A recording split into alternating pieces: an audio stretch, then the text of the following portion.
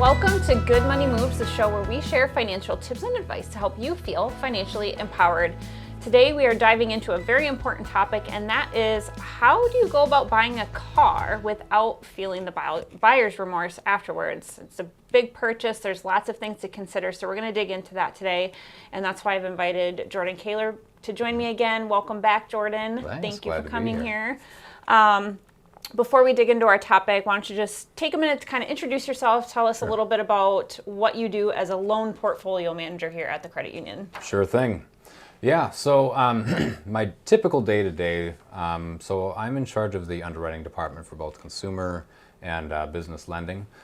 So whenever there's kind of some complicated loans that are coming through, we say maybe some people that have some really colorful credit, and we're just kind of trying to make sense of, does the loan make sense to do, or is there something else we can do? And I kind of help the underwriting team come with solutions. And outside of managing the underwriting team, I keep an eye on just the overall loan portfolio that we've got with the products that we offer, see what kind of rates we should maybe offer, keep an eye on the market to make sure we're not like too high of rates or too low of rates, make sure that the performance is all right, that everything is, it's very analytical, and I'm all about it. I like it. Yeah, you do a good job at it, that's for sure. Well, thanks. You dig into the data. That's right. But we're not talking data today. Yeah. Well, we're talking cars. That's right. And car buying. So let's just jump right in. If somebody's in the market for a used car, what is like the first step they should take before they even maybe start looking for a vehicle? I think the first step that somebody should take when considering a vehicle is just figure out what you want, right? Or figure out what you need. A lot of people know what they want, and wants can get expensive. Yes. Figure out what you need and start from there. So like here in Minnesota, like right now, it's like, golly, those roads can be kind of slick sometimes. So it's like, is rear wheel drive something that you want in the wintertime? That might be really tough to handle. Is front wheel drive, all wheel drive? What kind of vehicle do you want? Does a car make sense? Does it a truck? Really determine what your needs are and kind of go from there. Once you've established, okay, I think I've decided I need a truck because I live in the country and I've got things that I need to haul, and I've got, I would need the bed to, dispose of, say, like yard maintenance or something like that. And so maybe you've determined you need a truck. The next step is determining like what kind of a purchase price can I have? What can I afford to purchase, which can be a combination of financing and down payment, or just even if you can buy it with all cash, awesome. Then a loan isn't even involved. Right. So, right. Just some things, just determining what your needs are, and it is tricky to. It's a fine line between needs and wants. For sure. And it's sometimes hard to step back from those wants if the pricing doesn't pan out, because if we're talking pickup trucks, you're talking lots of money, and not everybody has that kind of money. So they may have to, even though they may truly need one, they may have to like step back and think, okay, well, this doesn't actually fit my budget, unfortunately, or I can't get a quality, reliable vehicle for the price point that I can afford. So how can I solve those problems other ways? So thinking about that ahead of time is really important, to your point. But let's start to dig into pricing a little bit. How can someone figure out what is a fair price for a vehicle? Yeah. So you don't always have to need a loan to speak with a lender here at First Alliance. So when I was a lender, and I had members calling in asking about vehicles or whatever, and what is a fair price, we pull something from JD Power that's a value. And so there's different types of value. People may get it from like Kelley Blue Book. Depending on your source, you may get a different value. But the standard from a financial institution with financing, from my experience, is JD Power is like the standard of valuations. For vehicles? For vehicles, okay. Yes. And so we can go to a website, punch in the VIN, we can punch in the miles, we can talk about any features that the vehicle might have, and you get a value, and JD Power pretty much somehow, it's proprietary information, I'm sure, but they figure out generally this is where dealers are selling the vehicles as a price point. And so you can have that information, and I would give that information to our members, because being equipped with an informed purchase is the best purchase. Sure. So knowing what something is worth to make sure you're not getting ripped off is good. Yeah, so I like, that you bring in kind of that third-party information to evaluate whether or not the vehicle that you're looking at is sitting at a price point that makes sense for kind of what's the rest of the market is offering. And to your point, there's a lot of resources out there that can tell you that, online, coming in, talking to somebody, if you kind of have an idea of a vehicle you're looking for specifically, to kind of fact check a little bit that price point. And as long as you're here, you may as well fact check whether or not it fits in your budget from a loan standpoint. So what are maybe some of like the red flags or things that are almost too good to be true when you're car shopping? What are some things you should be mindful of, especially, while a lot of dealers are very honest, there's a lot out there that are not so honest, or maybe you're buying from a private party who is trying to hide a problem or something. What are some things people can be kind of mindful of or as they're car shopping for a used vehicle? Yeah. So it depends if you're going through dealership or private party. I would say with a private party, you have more opportunity to engage in conversation, to understand, like, why do you want to sell it? And really key in on kind of their behaviors and their nonverbals. Like if it seems like they're kind of pushing you to try and buy and trying to get rid of it really fast, it should raise some red flags or something where it's like, why would someone need to be pushing this so hard on a private party sale? Sure. You know what I mean? And whether it's private party or dealership, understanding what the value is and then realizing what they're selling it for. One thing that I've found is if, say you pull a value from J.D. Power or get one from us, and then say the vehicle is worth $15,000, right? And you're at a dealership and they're selling it for $10,000. Well, any business, regardless if they're selling cars or not, if they're selling goods, they want to sell it for what it's worth. Right. So asking, okay, if dealers are trying to get the most bang out of their buck from selling a vehicle, why are they discounting at $5,000? Sure. I've seen that a few times, and you can asking questions and bringing it to like a mechanic or something in advance of committing to purchase is huge on that. And I'd say honestly do that with a private party, because a mechanic, I'm not a car expert. I totally trust a mechanic though, and so bring it to a trustworthy mechanic that's independent of the dealership that you're going through. Right. And you can validate the condition of the vehicle and make sure everything checks out, because mechanics have an ears and eyes for, like, they work on it every day, every week, so they are experts. So keeping an eye out for some of that stuff. And one thing to know is typically private parties will sell vehicles less than like what we call a retail value. You may have a couple different means of words for value. Retail value is typically if a dealer was to sell it, that's how much they would sell it for. Okay. Private party purchases are usually like discounted a couple $1,000s, because with dealers they do a lot more stuff to get it polished up and ready for sale, whereas private party can just sell it if it's got some rust on it that they didn't clean up, or maybe it's a little dirty or something, and dealers will do a lot of maintenance to get it to that price point. Sure. So it's kind of just being mindful of how they're answering your questions. Are they willing to let you take it to another mechanic? If they're not, that might be a red flag right there. If they're not willing to maybe let you test drive it, or those types of things come to my mind too. I've heard horror stories like that before. So all kinds of things, but I think to your point, just having really good questions and pushing when an answer isn't fully given, or doesn't feel, or maybe if it feels like they're trying to hide something, just like walk away, right? I mean, even if it seems like it might be the car of your dreams, it's only the car of your dreams if it's the right price and it's good and safe and reliable. Otherwise it can turn into a nightmare really fast, which we definitely don't want. Let's talk a little bit about how you go about financing a used car, right? What's the difference between maybe financing through the credit union or financing directly through the dealership? What are maybe some of the differences or things that people should be mindful of there when it comes to financing a used car? Yeah. So when you're financing at the dealership, the jargon for that is called indirect lending. If you're financing directly through a credit union, that's called direct lending. With the dealer, let's start with indirect or financing at the dealership. That process, truthfully, is very convenient, because what you can do is you can go there, you can say, this is the car I want. You sit there for, usually takes a couple hours to get all the paperwork done and stuff, and you can drive off the lot with the car. Perfect. You got your financing. It's good to go.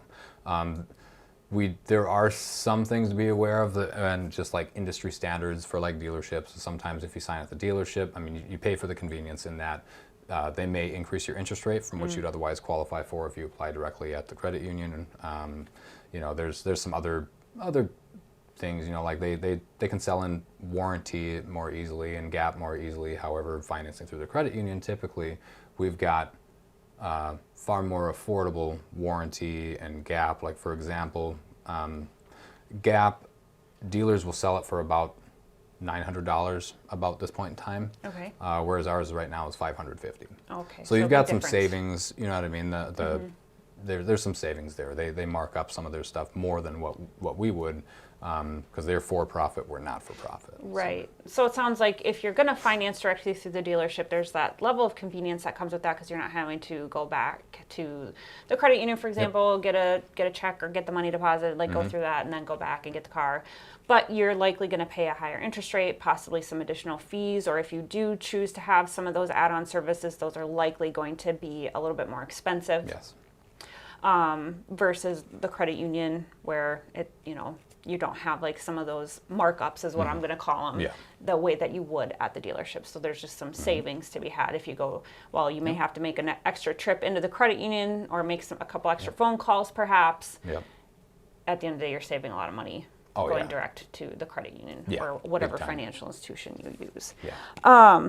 So we kind of started to talk a little bit about extra costs, but what are some of those extra costs? You mentioned some of the ancillary products you can add on to your loan, but I'm thinking when you go and look at that retail value of the car, that's part of the cost of buying a car, but there's also things like tax, title, license. Can you talk a little bit about how those play into the final cost of a car, and do those get put into the total loan amount that you would have? Do you have to pay for them separately? Talk a little bit about that.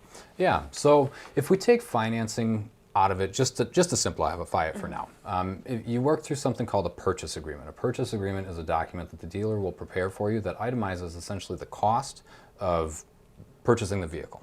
Obviously, you've got the sticker price of the vehicle. That's how much it will cost just to get the vehicle. There are additional costs like you talked about. There's sales tax. Every state varies. There's, in certain counties or cities, there's something called wheelage tax that gets put on there.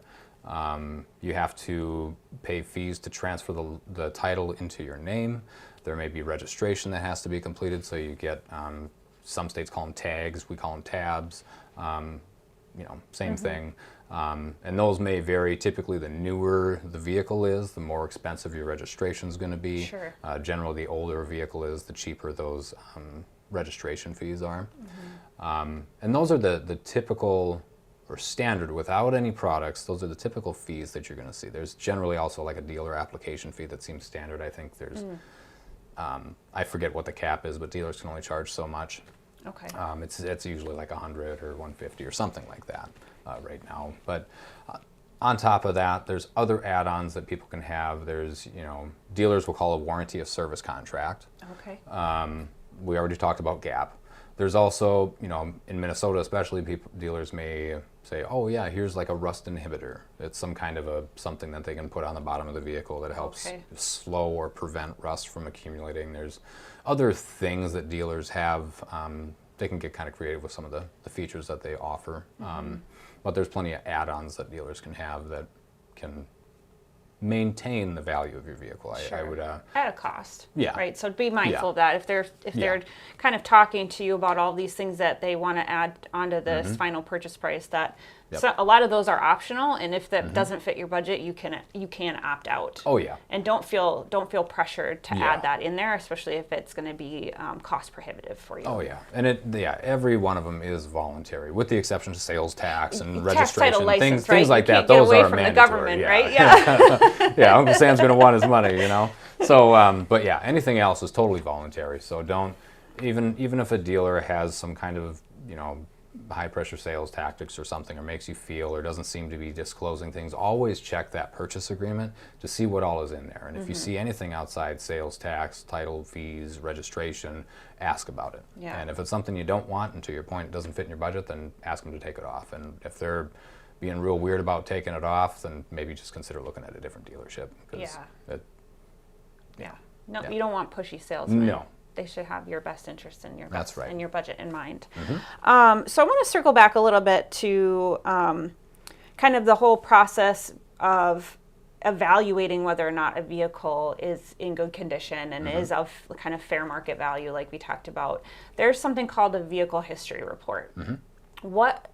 Sometimes you have those accessible for free. Sometimes you have to pay for them. Yep. Some dealers will just give it to you. Yep. Some won't. It kind of varies. But what is on a vehicle history report, and how can someone maybe tell if a vehicle is safe and reliable, or maybe it's been in accidents? Like, is that talk a little bit about that and how someone should go about looking at that as they're evaluating a vehicle that they might purchase? Yeah. So when you're looking at one of those, there's a variety of things that can show up.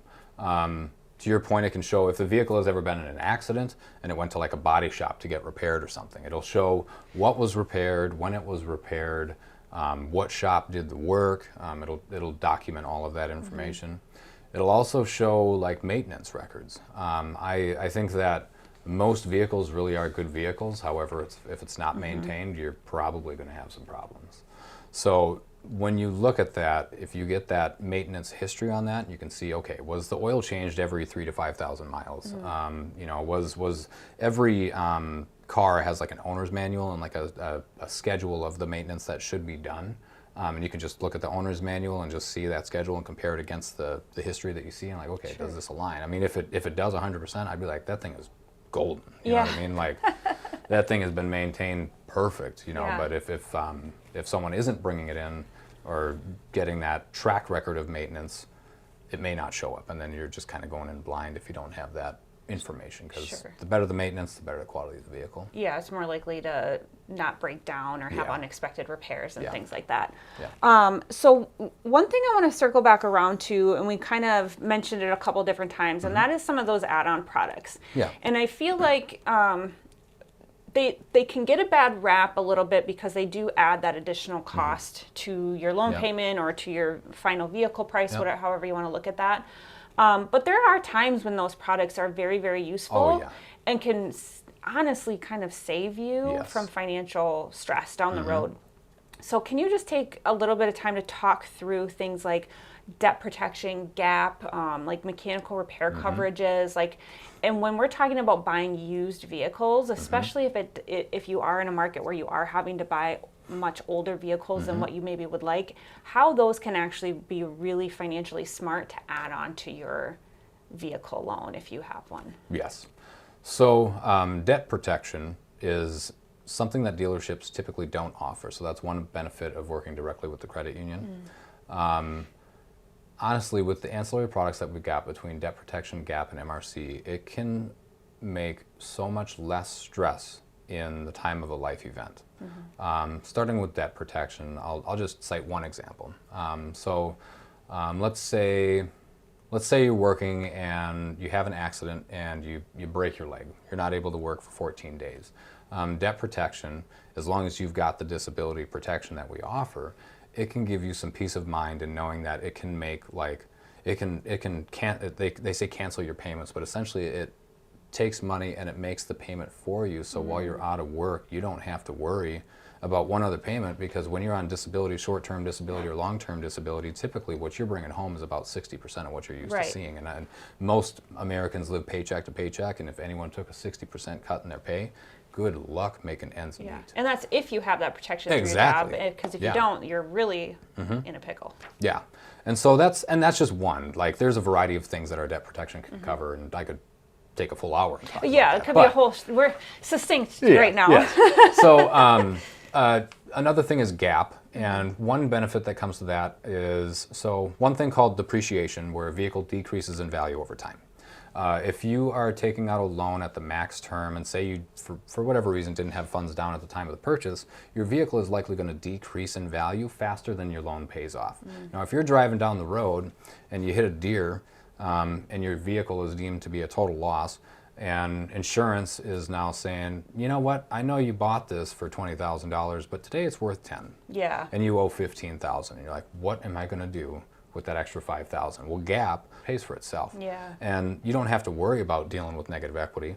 Our GAP also has additional features above and beyond, where if the next vehicle that you finance is financed with us, within a certain period of time, it gives you $1,000 to apply as a principal payment to the next loan you get with us. I just learned that today. Yeah, so like above the $5,000 gap that it covered, you get an additional $1,000 on top of that, provided the next loan's financed with us. And I can't say that all dealerships, their gaps have that extra benefit. The last one, really, warranty.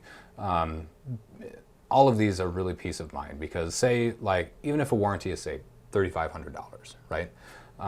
Let's say you have something major happen with your car because it's a used vehicle. Say you purchased private party, you did all the due diligence that you could to try and make sure that the vehicle was good, but inevitably something happened. Yeah, something always happens. Something always happens. Yeah, there's no perfect vehicle. But let's say something happens with the engine, right? And the cost to repair the engine is, I don't know exactly what it is, but I know it's expensive. A lot. That's a lot. Thousands of dollars. All the technology in vehicles lately too, like if something goes wrong with the touch screen on your center like display, I mean, that can be expensive too. And if you have a warranty, say that lasts 5 years, inevitably something's going to happen with the 5 years, Right. and the sum of all those costs will probably exceed what the cost of the warranty was. Sure. So not having to worry about shelling out $2,000 here for this repair, and 6 months later having to do $1,000 here and all that, it can really provide a lot more peace of mind with some of those. So there really is a tremendous benefit with some of those add-ons. They're not just being sold just for the sake of selling. Right. Yeah, and I think to your point, especially when you are buying used, new cars will have their problems eventually, but if you're buying used, you're more likely to run into these scenarios than you are if you're buying a brand new car. So definitely take time to consider adding some of those. And if you already have, the nice thing I know here too is if you already have a vehicle loan with us, you can add those on at any time. You don't have to only do it at the time that you originally closed the loan. So if this sounds like a great thing for you and you want to ask about it, we can add it to your loan. But thank you so much for being here, Jordan. We are like out of time. We have so much more we could dig into with this topic. We'll cover it again in another episode, I'm sure. But this has been Good Money Moves. Thank you so much for joining us. Make sure that you like and subscribe so you never miss an episode. And if you want to learn more about Good Money Moves and car buying and all of the stuff we talked about today, make sure you visit our website at firstalliancecu.com. And until next time, stay financially empowered.